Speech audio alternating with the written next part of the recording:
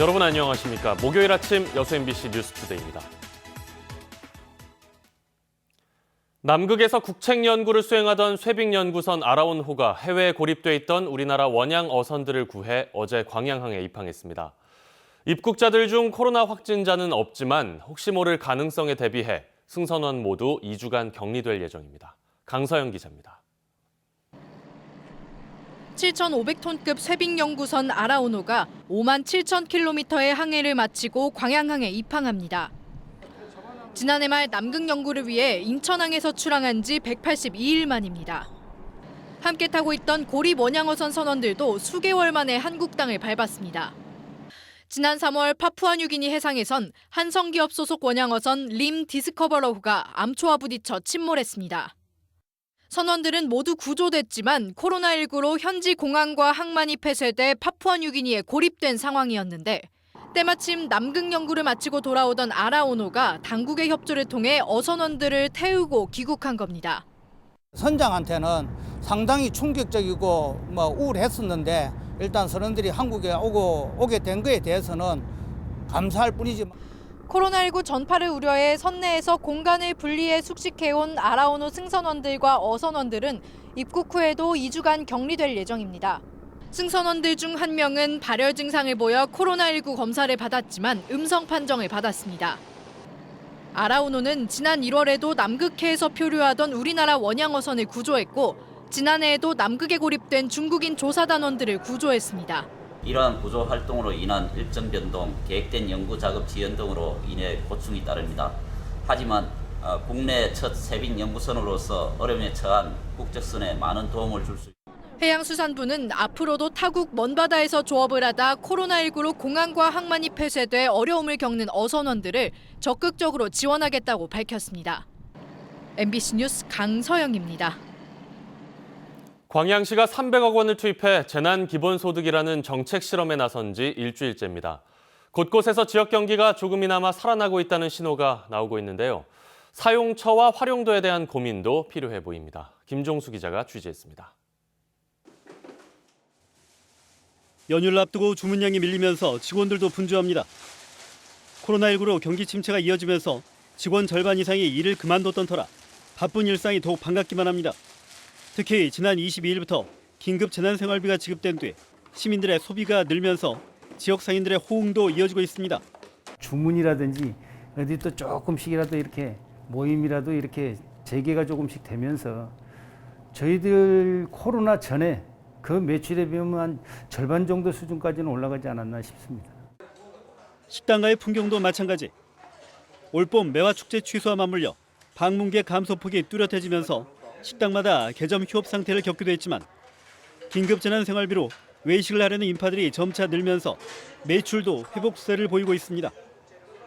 경기 회복으로 단정 짓기는 어렵지만 시민들의 지속적인 씀씀이가 적지 않은 힘이 되고 있는 상황. 지역 상인들 역시 이에 보답하기 위해 할인 행사 등 다양한 혜택을 준비하면서 긴급 재난생활비가 지역 경제를 살리는 데 마중물이 될지 주목됩니다. 협의체에서 좀 의견을 좀 모아가지고 지역 주민들에게 광양시 지역사랑 상품권이기 때문에 한 5%에서 10% 정도 DC를 해준다든지 이 황금 연휴가 지나면 바로 좀 준비를 해야 될 것 같습니다. 현재 긴급 재난생활비를 받아간 시민들은 14만여 명. 전체 인구의 90% 이상에게 지급을 마쳤고 소비 진작과 매출 증가 등 선순환 구조가 마련되고 있지만 개선점도 드러나고 있습니다. 각각의 소비 성향을 강제할 수는 없지만 6천여 곳의 상품권 사용처를 시민들이 효율적으로 활용할 수 있도록 적극적인 홍보도 요구됩니다. 또 상품권 현금화 등 불법 행위 시도가 곳곳에서 감지되면서 긴급재난생활비 명분이 희석되고 있다는 지적도 나오고 있습니다. 일부 중고거래 사이트에선 상품권 거래 차단과 검색 불가 등으로 대책을 마련하고 있지만 거래가 은밀하게 이루어질 경우 적발 역시 쉽지 않습니다. 이에 따라 광양시 역시 돈에 처음으로 지급된 재난소득이 적기족소에 사용될 수 있도록 단속을 강화할 계획입니다. 불법 유통 신고자에게 보상금을 지급하고 있으며 경찰서와 유기적인 협조 체제를 구축하여 상품권 부정 유통을 사전에 예방토록 노력하겠습니다. 300억여 원의 대규모 예산이 코로나19로 막혔던 지역 경제의 숨통을 얼마나 터줄지 주목되는 가운데 긴급재난생활비의 가치가 훼손되지 않도록 지자체와 시민들의 노력도 필요해 보입니다. MBC 뉴스 김종수입니다.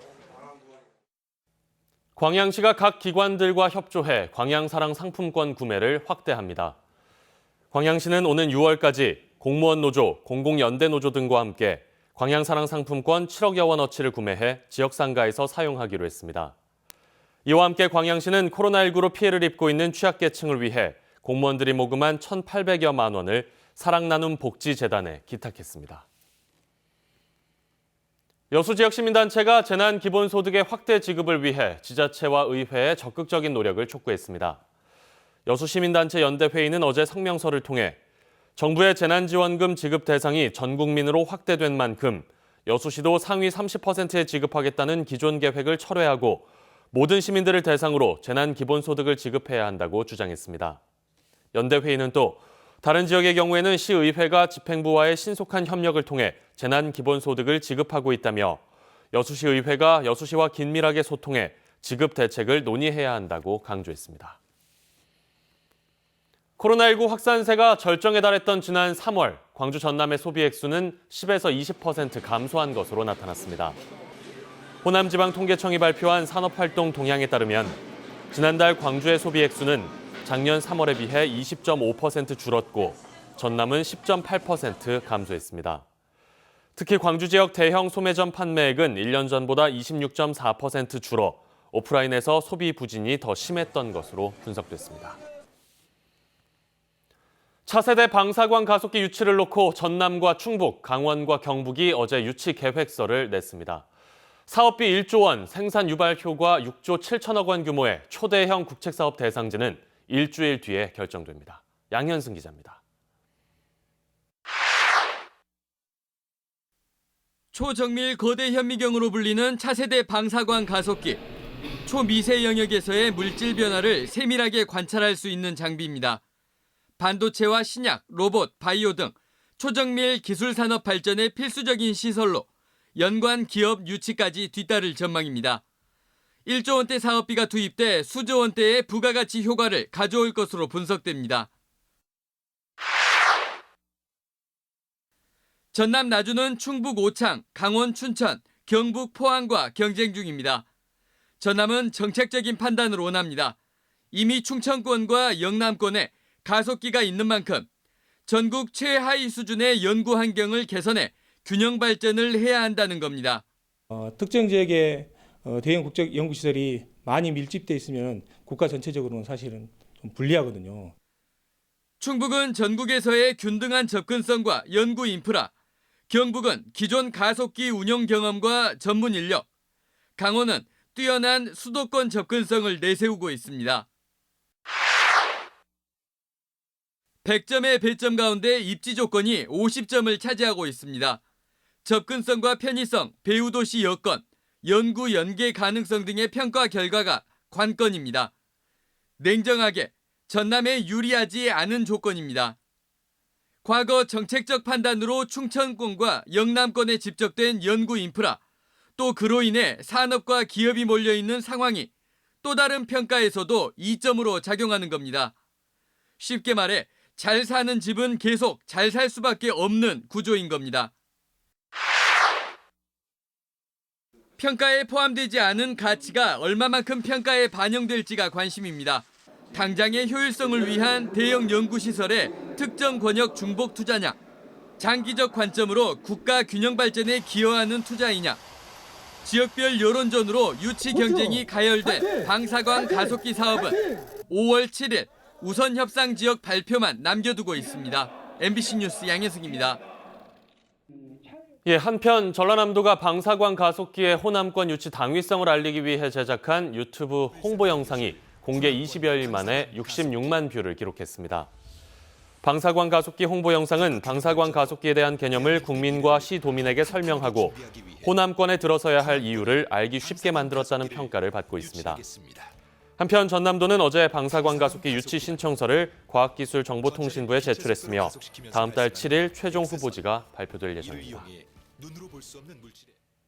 지난해 세계수영대회 기간에 구조물 붕괴 사고로 수십 명의 사상자가 나온 클럽 기억하시죠?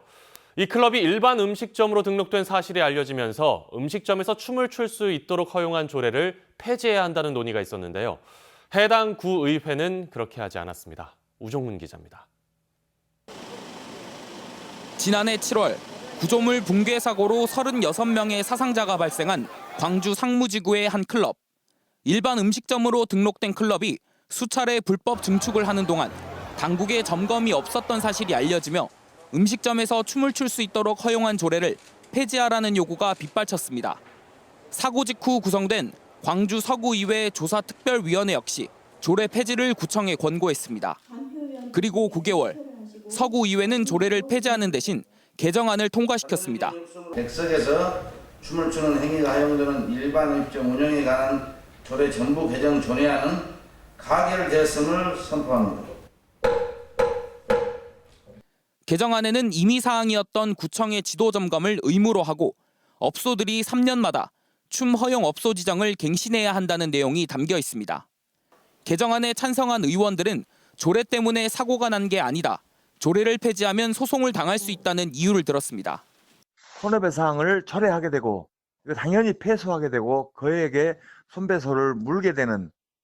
반면 반대 의원들은 춤 허용업소가 서구에 단 한 곳뿐인 상황에서 업주의 이익과 시민의 안전 중에 무엇이 더 중요하냐고 반박했습니다.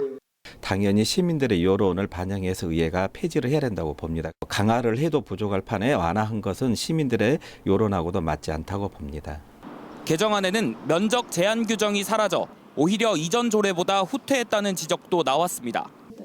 한편 서구의회는 인터넷으로도 생중계되는 본회의 장면을 언론에는 공개하지 않겠다며 취재를 거부하는 등 평상시와는 달리 극도로 예민한 태도를 보였습니다. MBC 뉴스 우종훈입니다.